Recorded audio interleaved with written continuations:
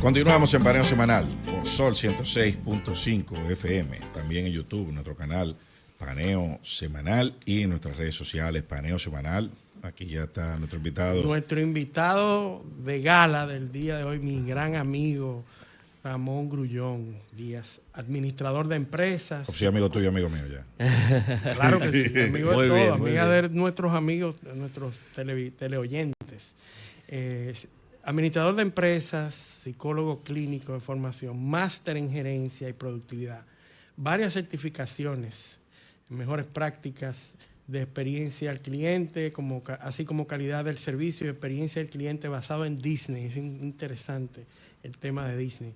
Ramón también es profesor de educación continuada en la Pontificia Universidad Madre y Maestra y en la Universidad Iberoamericana, UNIBE, así como en otros centros de estudios, como el Centro de Estudios Financieros. Vamos a hablar de la especialidad de Ramón, que es ampliamente conocido en el país como experto en servicio al cliente. Bienvenido, Ramón, un placer para nosotros tenerte aquí. Muchísimas gracias. Qué gracias, bueno, de verdad, que por la invitación. Finalmente tenemos a Ramón aquí de un tema apasionante y que es transversal. Correcto. A todos los Todo campos, el servicio al cliente. Pero vamos a conocer a Ramón. O sea, vamos arriba. ¿De dónde viene Ramón? ¿Qué te motiva a ti a irte hacia esa vertiente de servicio al cliente? ¿De dónde viene? ¿Qué estudia? ¿Cómo te metes en esto? Buenísimo. Bueno, muchísimas gracias, ¿verdad?, por la invitación y un saludo a todos los oyentes de Paneo Semanal. Servicio al cliente, desde que tengo uso de razón, creo que ahí se ve reflejado de que uno es el reflejo de la crianza que le dan en su casa. Y siempre veía a mi mamá, sobre todo, como una buena anfitriona. Y siempre nos decía, como todo el que llega a la casa tiene que irse contento y feliz. Y hay que atenderlo bien, hay que darle esa atención. Ahí y yo creo que sí. El servicio al cliente, ¿verdad? Definitivamente. Y recuerdo siempre que mi mamá se preocupaba por crear una buena experiencia a quien fuera a nuestra casa. Pero también cuidaba mucho el tema de ser coherente. Nunca se le dio nada adicional a la visita que no se haya dado en la casa. Pero eso es un paradigma. Y creo que eso es para cuando venga visita. Sí. Aquí gente tiene los muebles tapados con plástico. Exacto. Para que la gente, lo de ahí no se sientan, es cuando vienen visita. Y yo creo que ahí tú aprendes también ese equilibrio de lo que funciona a nivel empresarial, de que primero tienes que cuidar hacia adentro para luego cuidar hacia afuera. Y a veces hay empresas que lo hacen al revés. Le dan prioridad al que viene de afuera y al empleado entonces no lo tratan adecuadamente. Pero de eso vamos a hablar en un ratito. Sí. Entonces, nada, estudié administración de empresas. Luego de haber terminado un técnico en ingeniería en sistemas, empecé como estudiando ingeniería en sistemas porque soy matrícula 2002 por ahí. Entonces, en ese momento las computadoras estaban... No diga eso. Estaban en su auge y estudiar ingeniería en sistemas en ese momento era como lo más moderno y lo que supuestamente iba a llevar dinero.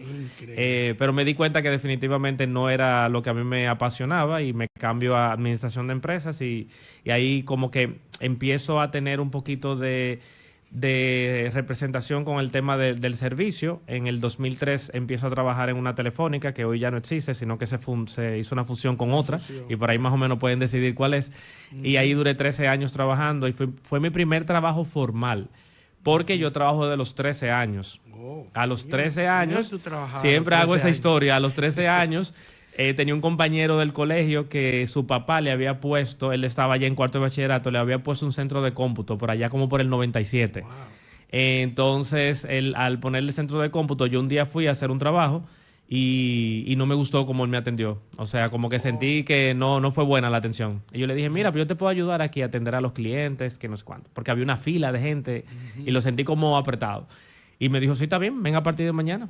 Y ahí empezó como mi pasión por el servicio, siempre alineado a detalles y hacer algo diferente. Por ejemplo, yo le sacaba mucha ventaja que el dominicano dejamos todo para último. Y lo que hacía era que dejaba una nota en la puerta que decía, si vienes después que está cerrado, llámame, y puse el número de mi casa. Entonces, después de cierta hora, yo cobraba un chin adicional y esa ganancia era mía. Y me aproveché muchísimo. A esa hora se hacían currículums, trabajos y demás. Y después, a los 15 años, tuve el mejor aprendizaje del tigueraje dominicano. Mi papá estaba trabajando en una tienda de electrodomésticos en La París con Duarte. Okay. Cuando era La París con Duarte. La data que produce eso, de conducta humana. Correcto. Trabajar ahí, aprendizaje. Si con eso se entrenara una inteligencia artificial. Imagínate. Y ahí los fines de semana trabajaba cobrando, atendiendo a la gente que llegaba, haciendo cuadres de contabilidad, tomando el teléfono. Y empezó como esa pasión por atender a la gente, pero sobre todo cuidando. Y me di cuenta de que en ese momento quienes más necesitan del servicio son los que menos tienen alcance a muchas cosas. Y creo que son los que muchas veces son descuidados. Y siempre he tratado de que cuando trabajo en una empresa le digo a mi equipo que el mensajero tiene que ser atendido como cualquier dueño de un negocio. Porque creo que inclusive ese mensajero puede darle más valor a lo que tú le estás brindando porque no está acostumbrado a recibir una buena atención. Un impacto. Y un mensajero, créanme que es el mejor mensajero de un buen mensaje a una empresa.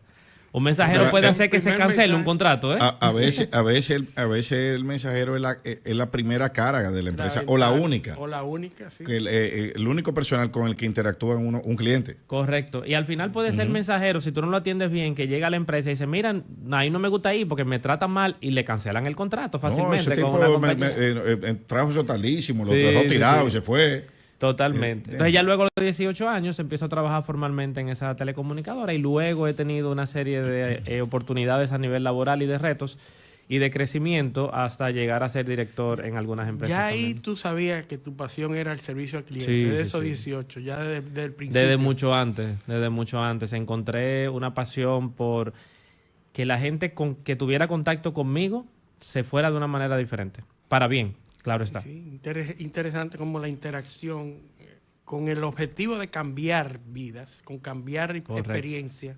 define un buen... ¿Qué es servicio al cliente? ¿Qué es lo que es el servicio al cliente? Porque todo el mundo tiene una idea y me gustó mucho la parte del hogar, de la visita cuando vienen a la casa. La vinculación. La vinculación de eso con ¿Qué es servicio al cliente? ¿Y qué es un buen servicio al cliente y un excelente servicio al cliente? O sea, esa es una buena pregunta. Yo defino el servicio al cliente como aquel conjunto de acciones que me permite satisfacer y superar las expectativas y necesidades que tiene alguien. Teniendo en cuenta que quien dice si el servicio fue bueno o no es el cliente, no quien lo brinda. Que yo creo que es muy importante eso. Hay veces que nosotros decimos, no, yo fui un duro brindándole el servicio a esta persona. Sí, y esa persona da la vuelta y dice, ¿qué disparate fue que yo acabo de ver ahora mismo? Sí. Entonces yo creo que quien tiene la validación de que si el servicio fue bueno o no, es el cliente, no quien lo brinda definitivamente. Increíble. ¿Y cómo sabe el que brindó que el cliente tuvo una buena experiencia? O sea, ¿qué es lo que determina que el servicio al cliente... ¿Cómo tú sabes lo que tú tienes que hacer? Exacto. Sí. Yo creo que hay un tema muy importante y es el entrenamiento que se le da. Hay la gente que dice, no, que tú naces siendo servicial. Eso no viene en la información genética, definitivamente. Eso está comprobado que eso no viene eso no viaja en los genes. Creo que tiene que ver mucho con tu entorno. Entonces, cuando tú llegas a una empresa, deberías de llegar con algunas actitudes que tiene una persona que brinda un buen servicio, que es escucha activa, un tema de conectar con las personas, o lo que le llaman empatía, inteligencia emocional. Para trabajar en esto hay que ser muy, muy inteligente emocionalmente, porque si no lo eres, cualquier cosa que pase puede quebrarte. Y yo creo mucho en que quien trabaja en servicio tenemos que tener muchos temas de cuidado psicológico y de salud mental. Y ahí justamente por eso estudio psicología, para entender muchísimo el que brinda el servicio, qué le falta para poder hacerlo mejor. Y de hecho nosotros, si no estamos sanados a nivel emocional, y recuerdo en algún momento que mi papá, mi mamá me hablaban duro, alto, ¿verdad? Recio, como decimos por allá. Eso puede provocar en mí que yo empiece a llorar, que me tranque, no sé cuánto. Y si yo no supero eso, cuando estoy interactuando con un cliente, cualquier cosa que me recuerde a mi niñez, que yo no haya superado, me lo va a traer a colación. Entonces yo creo que el que trabaja en servicio tiene que estar bien entrenado en cómo manejar situaciones. Porque el que trabaja en una empresa donde todo es muy bueno y todo es muy feliz, posiblemente no aprenda cómo lidiar con situaciones complicadas. No, imagínate tú cómo... No tiene la herramienta. ¿Cómo manejas tú una buena inteligencia emocional a una persona que ya viene con deficiencia de crianza. Exacto. Así que ya tiene debilidades. O como se están criando los muchachos ahora, los snowflakes. ¿Cómo tú le dices, tú tienes que tener inteligencia artificial para aguantar Emocional. La inteligencia emocionalmente, ¿Cómo se exacto. maneja eso?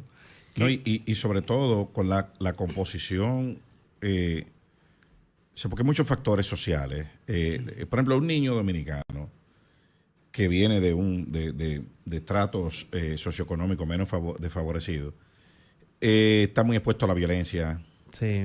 al lenguaje vulgar, a muchísimos problemas del entorno, ambiente, sí. de familias disfuncionales. O sea, ¿cómo eso impacta por ejemplo, ese cajero que usted está viendo en un sitio, Sí. el que le carga la funda, el que lo atendió, la persona que lo atendió por teléfono, probablemente viene de un entorno desfavorable Sí. al servicio al cliente. ¿Cómo tú has visto que eso impacta en el servicio al cliente en la República Dominicana? Justamente, y en los call centers se ve mucho eso, porque los call centers tienden a tener personas que es su primera experiencia laboral, viene también de esas oportunidades que a lo mejor no ha tenido igual que otras personas, y lo que le toca es desaprender y aprender nuevamente. Para eso hay que tener una muy buena actitud de, ok, eso no lo sé manejar y déjame ver cómo lo aprendo. Y al final de cuentas, yo creo que... Eso es difícil. Sí, es porque, dificilísimo, requiere una introspección. Una introspección que no todo el mundo está en Correctamente. capacidad de hacer. Totalmente. No, y un jefe que lo detecte Exacto. para saber. Y si el jefe viene de un entorno de eso mismo también. Sí, ¿Cómo lo detecta? posiblemente se puedan encontrar con un liderazgo a lo mejor disfuncional por igual y se puede sentir como que, ok, estoy viviendo aquí lo que viví en mi casa. Yo creo que mucho también tiene que ver con el propósito. Creo que la gente, nosotros como seres humanos, el que no tiene un propósito es como un barco que no tiene un faro. Y si tú no sabes para dónde vas, ya llegaste, ¿verdad? En cualquier punto donde estés. Dice que ningún viento es favorable para el marinero que no sabe dónde va. Correcto, así es. Y yo creo mucho también en el tema de sanar como seres humanos. Creo que nosotros tenemos que darnos la oportunidad de sanar muchísimo y entender que lo que pasó no fue tu culpa. Ahora bien, lo que va a pasar en adelante sí es tu responsabilidad. Por lo tanto, creo mucho también en decirle a las personas que, o sea, tú no eres responsable de lo que el otro dice, eres responsable de cómo reaccionas. Eso era uno de los pilares de la filosofía estoica. Correcto. O sea, tú no controlas lo que te pasa, tú lo que controlas es tu reacción ante lo que te pasa. Y uno de los libros que siempre le digo a la gente, a mis estudiantes y también con las personas que trabajo, que hay que leerse sí o sí para trabajar en servicio al cliente, los 4 acuerdos. Y el primero es no te tomes nada personal. Ese es el primero. Quien lee, no te tomes nada personal. Ese capítulo nada más, en servicio al cliente, tiene la mitad del juego ganado. Porque todo lo que está diciendo el cliente del otro lado no es tu culpa, pero ya es tu problema. Entonces, al final de cuentas, lo que tienes que entender es que tú estás en una posición de resolver. Y yo creo que inclusive lo que me ha ayudado a mí en el transcurso de los años es ver el servicio como una oportunidad de ayudar a alguien que posiblemente tenga más conocimientos que yo de otro tema, tenga más dinero que yo y tenga mejores oportunidades que yo, pero yo soy el que tengo el conocimiento de cómo resolverle. Y cuando tú lo piensas desde ese aspecto, te sientes grande. Te sientes como alguien que tiene y el poder empoderado, Sí, porque exactamente. si él vino de ti, es porque te necesita. Es porque te necesita. Si te contrató, es porque te necesita. Correcto. Entonces, ahí eso puede... Y ahí se rompe mucho el tema de no hacerle ver a los clientes de que tú le estás haciendo un favor. Tú estás haciendo tu trabajo Estás haciendo el trabajo. por lo que te Y pagan. lo estás haciendo bien. Y lo tienes que hacer bien Y en los términos se- que tú aceptaste. esa es otra. ¿Entiendes? Sí. Siempre digo a mis estudiantes o en las charlas que voy, y es importantísimo, si fue lo que usted eligió, hágalo bien. Porque a usted nadie lo qué. obligó a estar ahí. Sí puede ser que la situación económica en la que estés te llevó a trabajar algo que no es lo que disfrutas, pero tienes que hacerlo bien para que te puedan seguir pagando. O por un precio que no era realmente, pero tú necesitabas al cliente y entraste en un acuerdo. Correcto. Entonces, pero el servicio Mira, tiene que darlo. nosotros estamos expuestos a muchas situaciones que se hacen virales y que se hacen... Yo quiero ponerte 2 situaciones antagónicas, pudieran ser. La situación en donde tú como cliente, como usuario, vas a una compañía que te dio mal servicio, una compañía aérea, por ejemplo, Sí. se retrasó 3 días el vuelo y tú estás en el aeropuerto y no puedes hacer nada, estás encolerado, tú lo que quieres es encontrar a alguien para desahogarte y tirarle la descarga de la faena. La descarga completa. Y entonces llega esta persona de representante de la compañía y dígame, ¿en qué puedo servirlo? Tú quieres comerte la viva por todas las malas experiencias. ¿Cuál es la correcta reacción de esa persona que está haciendo en ese momento la representación de la compañía? Es la compañía para ti, ¿verdad? Y que uno a veces es un poco injusto creyendo que esa es la persona que te está causando el problema, cuando es un representante. Sí. Y el otro lado es la compañía que está haciendo todo lo que tiene que hacer y se encuentra con este cliente que es irracional, que viene con problemas ya atrás, que viene con problemas de la casa porque lo acaba de dejar la mujer o porque acaba de perder $1,000,000 o tanto, sí. o su hijo está enfermo. O sea, ambos casos pudieran ser antagónicos, pero tiene mucho que ver cómo reacciona un empleado ante esto. Sí, ahí lo primero es mantener la calma. Y en las capacitaciones que brindo sobre manejo de situaciones difíciles, yo no le llamo quejas, yo le llamo momentos de verdad. Porque es el momento donde tú de verdad das a demostrar que tú estás hecho para trabajar en servicio. Ese momento en el que llega un cliente molesto, hay varias técnicas que se pueden utilizar. Lo primero que quiere un cliente molesto es causar ruido. Sí. Y que lo escuchen y que otros escuchen lo que él le está pasando. Entonces a ese cliente hay que abrazarlo con una burbuja para que no se sienta que está exponiendo la marca más de la cuenta. Entonces, ¿qué se hace? Que casi siempre lo que se recomienda es se aísla. Sí. Venga señor, venga señora, vamos a tratar su tema. Sí, le entiendo. Hay que darle a conocer de que le estás entendiendo, pero accionando. Un le entiendo sin una acción no es nada. ¿Qué es lo que pasa la mayoría de las veces? Si tú le dices, sí, señor, señora, le entiendo, qué mal, lo siento, pero no accionas, entonces literalmente, por eso la gente dice, mejor no me digas nada, te estás burlando de mí. Y lo segundo es dejarle saber a la persona que tiene todo el derecho de estar de esa manera, y algo que funciona muchísimo es dejarle saber, no se preocupe, o sea, yo estaría igual que usted. Déjele saber que su estado anímico en ese momento está correcto siempre y cuando no haya una agresión física o no haya una agresión verbal personal. El cliente puede y tiene todo el derecho de decir, ustedes son unos ladrones, unos irresponsables, tal.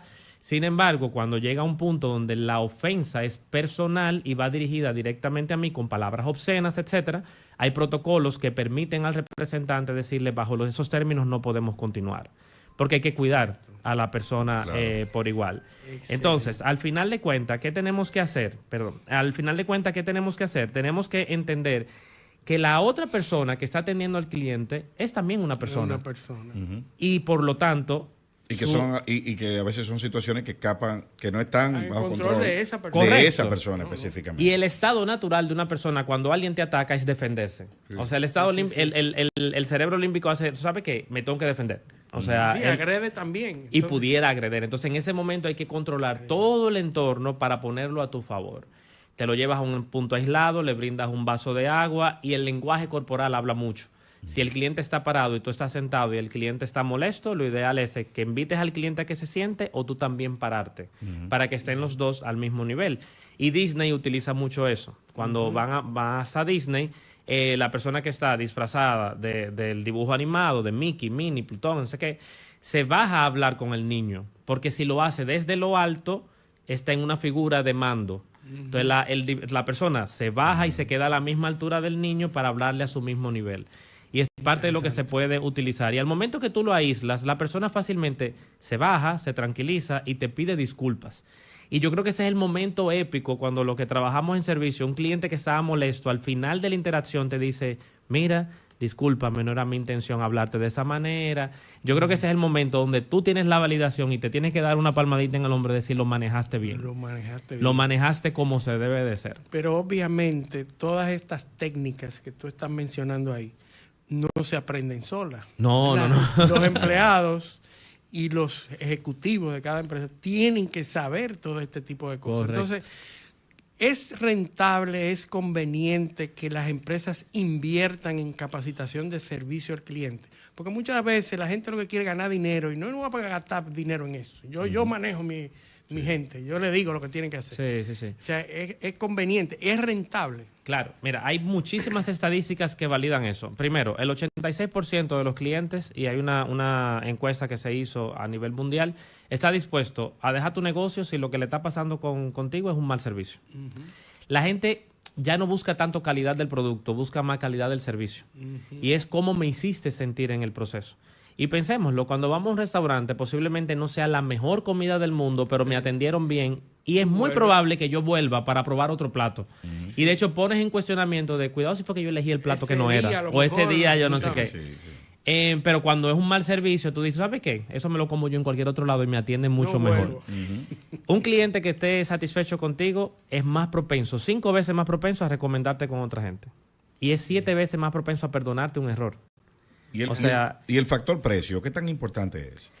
Versus servicio. Sí, yo creo que ahora mismo el factor precio está en un segundo nivel. Servicio está primero. Y de hecho la gente está dispuesta a pagar más por un mejor servicio.